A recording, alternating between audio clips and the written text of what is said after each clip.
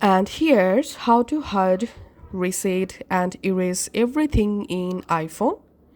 Go to your iPhone settings app, and before hard resetting your iPhone, must backup your iPhone. First of all, you can backup your iPhone all data to your iCloud by tapping on your name.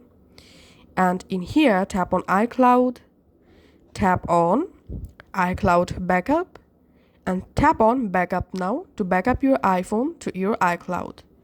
Once done, go to your iPhone settings app, tap on general, scroll down, tap on transfer or reset iPhone, select erase all content and settings, and here erase this iPhone.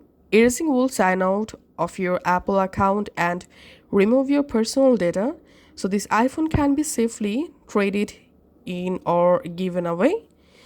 The following items will be safely removed from this iPhone: all of your apps and data, your Apple ID account, and your Find My settings. Now all you have to need, tap on continue and follow next steps to completely erase your iPhone. Thanks for watching.